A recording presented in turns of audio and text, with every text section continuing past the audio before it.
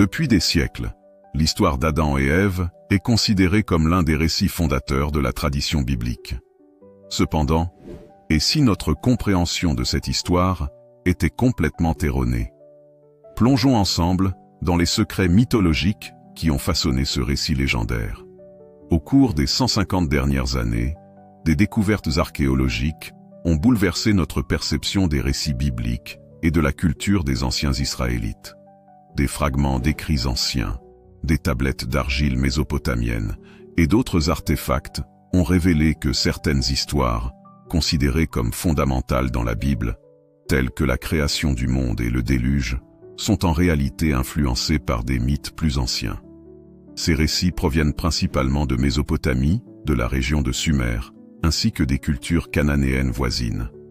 Parmi tous ces récits, le mythe du Jardin d'Éden, où résident Adam et Ève, demeure l'un des plus mystérieux.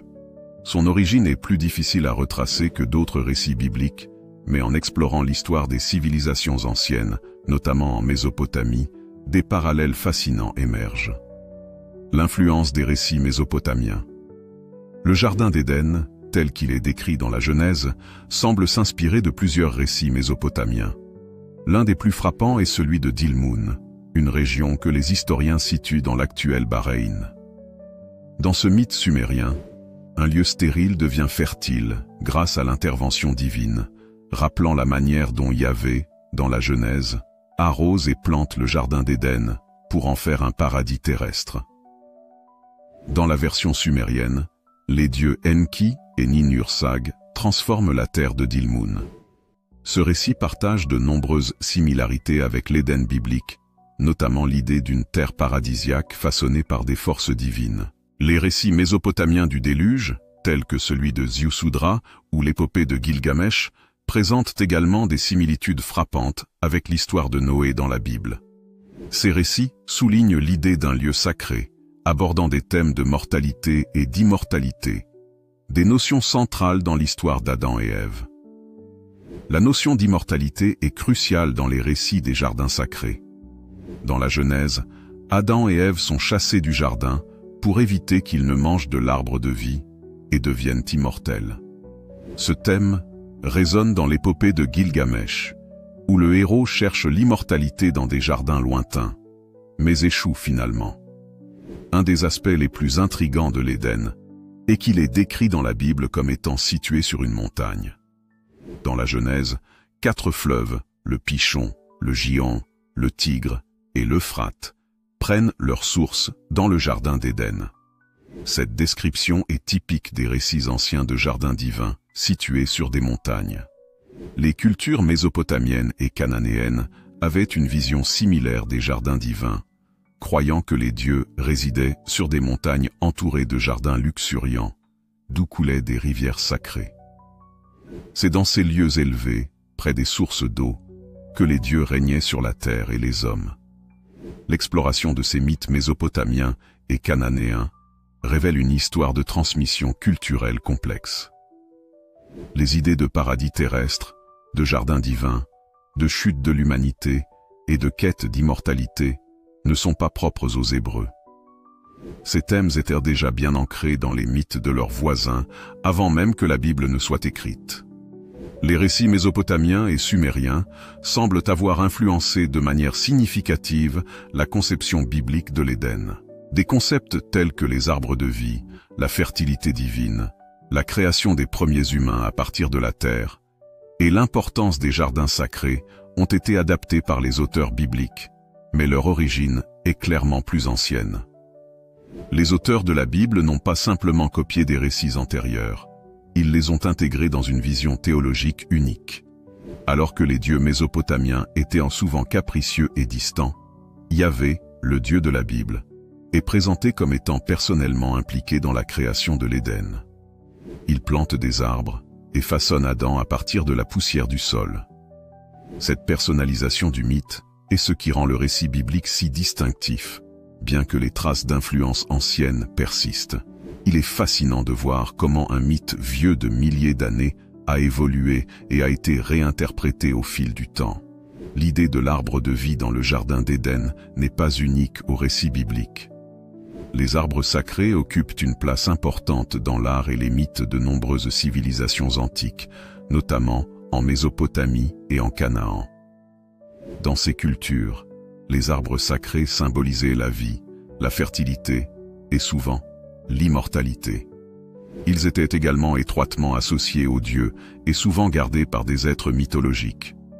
Un exemple frappant est le motif de l'arbre sacré gardé par des créatures surnaturelles que l'on retrouve fréquemment dans les gravures et fresques mésopotamiennes. Ces représentations montrent des êtres zélés, des sphinx ou des génies protecteurs entourant un arbre, rappelant le rôle central de l'arbre de vie dans l'Éden biblique, gardé par des chérubins après la chute d'Adam et Ève. Dans la tradition cananéenne, la déesse Ashéra, souvent associée aux arbres sacrés, pourrait avoir influencé la symbolique de l'arbre dans la Bible. Ashéra est une déesse de la fertilité, souvent représentée à côté d'un arbre, et elle était vénérée par les anciens Israélites avant que son culte ne soit interdit. Certains chercheurs pensent que l'image de l'arbre de vie dans l'Éden pourrait avoir des liens avec cette divinité cananéenne, symbolisant la vie et la prospérité. En résumé, l'arbre de vie d'Éden résonne avec une tradition ancienne et répandue de culte des arbres sacrés, illustrant une fois de plus l'influence des mythes voisins sur la Bible hébraïque.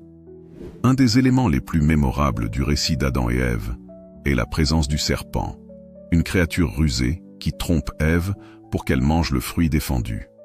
Cependant, ce serpent n'est pas unique au récit biblique. Il existe des parallèles clairs avec d'autres mythes antiques, notamment en Grèce et en Canaan. Dans la mythologie grecque, nous trouvons le jardin des Hespérides, où pousse un arbre aux fruits d'or, gardé par un serpent à plusieurs têtes appelé l'Adon. Tout comme le serpent d'Éden, qui garde un arbre contenant un fruit spécial, l'Adon protège l'arbre des Hespérides, symbolisant la sagesse et la tentation, souvent liées à la quête de l'immortalité. Le serpent biblique pourrait également être lié à un autre serpent mythologique, le Léviathan, connu dans la tradition cananéenne sous le nom de Lotan. Lotan est une créature chaotique, un dragon du chaos qui se dresse contre les dieux dans les mythes anciens. Dans les textes bibliques, ce serpent apparaît comme un adversaire de Yahvé, notamment dans le livre de Job et les psaumes. Il est souvent perçu comme un symbole du mal, du désordre et de la rébellion contre Dieu. Le serpent d'Éden, représentant le chaos et la ruse, partage donc des traits communs avec ces autres créatures mythologiques.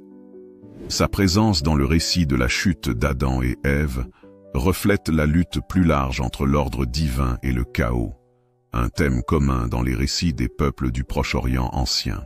Un autre parallèle fascinant entre le récit biblique et les mythes antiques est la création d'Adam à partir de l'argile. Dans la Genèse, Dieu forme Adam à partir de la terre, un motif qui apparaît dans de nombreuses autres cultures du Proche-Orient. Ce thème souligne l'idée que l'humanité est intimement liée à la terre et à la création divine. En somme, l'exploration des récits bibliques révèle une riche interconnexion avec les mythes anciens. La Bible ne se contente pas de raconter une histoire. Elle s'inscrit dans un vaste paysage culturel, intégrant et réinterprétant des thèmes universels qui continuent de fasciner et d'inspirer. Dans les mythes sumériens et akkadiens, les dieux créent les premiers humains à partir d'argile mélangée à du sang divin.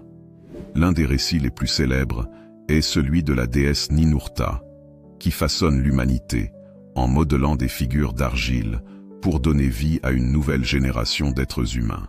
Ces récits soulignent le lien profond entre l'humanité et la terre, un thème également présent dans le récit de la Genèse.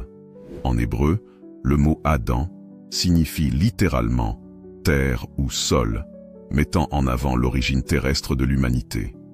Ce symbolisme n'est pas unique à la Bible, mais résonne avec une tradition beaucoup plus ancienne, où la vie humaine est perçue comme façonnée par les éléments naturels. Même dans la mythologie grecque, l'idée de créer des humains à partir de la terre apparaît, notamment dans certaines versions du mythe de Prométhée, où il modèle les premiers humains à partir d'argile. En étudiant les textes anciens, nous découvrons que le récit d'Adam et Ève pourrait également avoir des racines dans la culture ougaritique, une ancienne civilisation située près de la côte méditerranéenne. 2 tablettes trouvées à Ugarit, connues sous les noms KTU et KTU 107, mentionnent un personnage nommé Adamou et un serpent. Bien que ces tablettes soient fragmentaires et difficiles à interpréter, certains chercheurs estiment qu'elles pourraient contenir les prémices de l'histoire d'Éden. L'une des tablettes décrit un jardin sacré, un serpent et un personnage nommé Adamou, ce qui évoque immédiatement le récit biblique. Le fait que ces récits ougaritiques mentionnent à la fois un jardin et un serpent indique une certaine familiarité culturelle avec les thèmes présents dans la Genèse. Bien que le lien entre ces textes ougaritiques et le récit d'Adam et Ève ne soit pas encore complètement élucidé, les parallèles sont intrigants. Un aspect fascinant de l'histoire d'Adam et Ève est qu'elle peut être interprétée non seulement comme une histoire de désobéissance humaine, mais aussi comme un récit d'impuissance divine. Yahvé est montré comme incapable d'empêcher le serpent de tromper Ève et échoue à empêcher l'expulsion d'Adam et Ève du paradis. Cet échec pourrait suggérer que l'histoire d'Éden reflète des thèmes de chaos et d'impuissance divine. Dans les mythes ougaritiques, il existe également des récits de serpents envahissant des jardins sacrés, défiant le pouvoir des dieux et créant des situations de chaos. Ces récits semblent indiquer une croyance commune, selon laquelle même les dieux étaient parfois confrontés à des forces échappant à leur contrôle. Le serpent, dans ces mythes, représente le désordre, une force perturbatrice qui défie l'autorité divine. À la recherche du prédécesseur de l'histoire d'Éden, il est clair que le récit d'Adam et Ève, tel qu'il est raconté dans la Bible, est le produit de nombreuses influences culturelles. Bien que les origines exactes du mythe continuent de faire débat parmi les chercheurs, il puise son inspiration dans divers récits anciens de jardins sacrés, de serpents trompeurs et de créations humaines à partir de la terre. Que ce soit à travers les récits sumériens, cananéens, mésopotamiens ou ougaritiques, nous voyons des motifs similaires émerger encore et encore. Les histoires de jardins divins, d'êtres humains façonnés à partir de l'argile et de serpents perturbateurs, sont profondément ancrées dans l'imaginaire collectif des civilisations du Proche-Orient ancien. L'histoire d'Éden prend ces éléments et les réinterprète dans un contexte théologique unique au peuple hébreu, ajoutant ainsi de nouvelles couches de sens à un mythe déjà ancien. En cherchant à comprendre les véritables origines d'Adam et Ève, nous découvrons que cette histoire biblique n'est pas isolée, mais ancrée dans une longue tradition de récits mythologiques.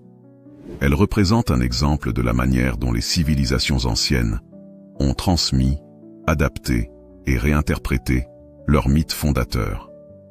Si cette exploration vous a permis de découvrir une nouvelle facette de l'histoire d'Adam et Ève, n'hésitez pas à laisser un commentaire et à vous abonner pour ne pas manquer mes prochaines vidéos. Pour plonger encore plus loin dans l'histoire ancienne, cliquez sur la vidéo suivante pour découvrir comment les mythes du déluge mésopotamien ont inspiré l'histoire du livre d'Enoch.